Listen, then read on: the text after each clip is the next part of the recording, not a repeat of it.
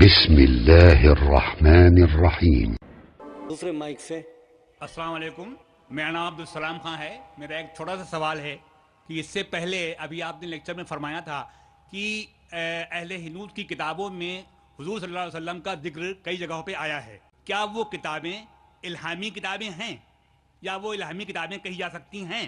اگر وہ الہامی کتابیں ہیں تو ان کی آج کیا ماننا یا نہ ماننا اس کس حد تک ہم کو جائز ہے؟ بھائی صاحب نے اچھا سوال کیا کہ کیا ہندو مذہب کی کتاب، ہندو کتاب ہے آپ کیا نا، ہندو مذہب کی کتاب، میں نے حوالہ دیا اللہ کے وحدانیت کے بارے میں ہندو مذہب کی کتابوں سے، یہ حوالہ دیا محمد صلی اللہ علیہ وسلم کا ذکر، تو بھائی صاحب پہلے کیا یہ الہامی کتاب اللہ کی نازل کی ہوئی کتاب ہے کیا نہیں؟ اللہ سبحانہ و تعالیٰ فرماتے ہیں کہ اللہ کی کتاب قرآن مجید میں صرف 4 وحی کا ذکر ہے نام سے، توراہ، زبور، انجیل اور قرآن۔ توراہ وہ وحی ہے جو موسیٰ علیہ السلام پہ نازل کی گئی تھی، زبور داؤد علیہ السلام پہ نازل کی گئی تھی، انجیل عیسیٰ علیہ السلام پہ، اور قرآن محمد صلی اللہ علیہ وسلم پہ۔ نام سے صرف 4 الہامی کتاب کا ذکر ہے قرآن مجید میں، لیکن اللہ تعالیٰ فرماتے سورہ رعد میں، سورہ نمبر 13 آیت نمبر 38 میں، اللہ تعالیٰ فرماتے لِكُلِّ أَجْلٍ کتاب، کہ ہر دور میں، ہر ایج میں ہم نے ایک کتاب نازل کی، مطلب ہر دور میں اللہ نے ایک کتاب نازل کی۔ تو اس قرآن کی آیت سے یہ پتہ چلتا ہے کہ سینکڑوں کتابیں نازل کی گئی تھی، لیکن صرف 4 کتابوں کا ذکر ہے نام سے۔ مثال کے طور پہ جس کا ذکر نہیں ہے صحف ابراہیم، وہ بھی کتاب نازل ہے، ابراہیم علیہ السلام کو نام کا ذکر نہیں ہے۔ تو آپ مجھ سے پوچھ رہے کیا یہ ہندو مذہب کی کتاب ہم کہہ سکتے کہ وہ اللہ کی نازل ہوئی کتاب ہے؟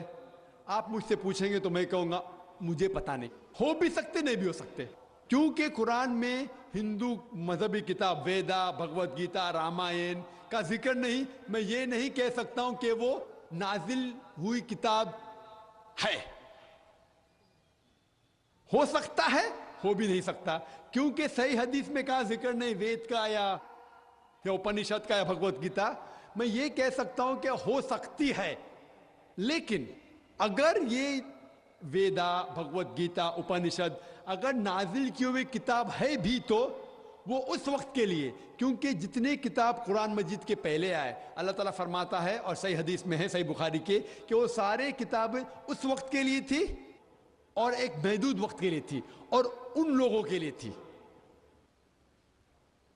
توراہ نازل کی گئی تھی اس وقت کے لیے، ان لوگوں کے لیے، انجیل نازل کی گئی تھی صرف یہودوں کے لیے اور اس وقت کے لیے۔ تو جتنے بھی کتاب قرآن مجید کے پہلے آئے وہ اس وقت کے لیے تھی اور ان لوگوں کے لیے تھی۔ تو اگر مان بھی لیتے ہم کہ ویدا اللہ کی کتاب ہے، اگر ہم مان بھی لیتے ہیں بھگوت گیتا اللہ کی کتاب ہے، جتنے بھی کتاب پہلے آئے کیونکہ وہ محدود وقت کے لیے تھی، انہیں اللہ سبحانہ و تعالیٰ نے محفوظ نہیں رکھا، کیونکہ اللہ کی آخری کتاب قرآن مجید تا قیامت تک ہے۔ اللہ تعالیٰ فرماتے سورہ ہجر میں سورہ نمبر 15 آیت نمبر 9 میں کہ ہم نے ایک کتاب نازل کی ہے اور ہم اس کی حفاظت کریں گے۔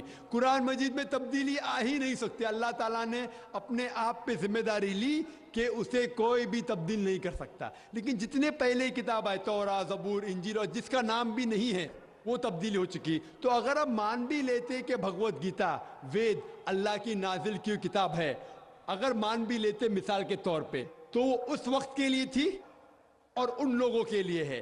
آج کی تاریخ میں ساری انسانیت، چاہے وہ ہندوستان میں جی رہی ہے، امریکہ میں، سعودی عربیہ میں، سارے انسانوں کا عمل ہونا چاہیے آخری کتاب، اور وہ ہے قرآن مجید۔ Hope that answers the question۔ دوسرے مائک کی طرف سے۔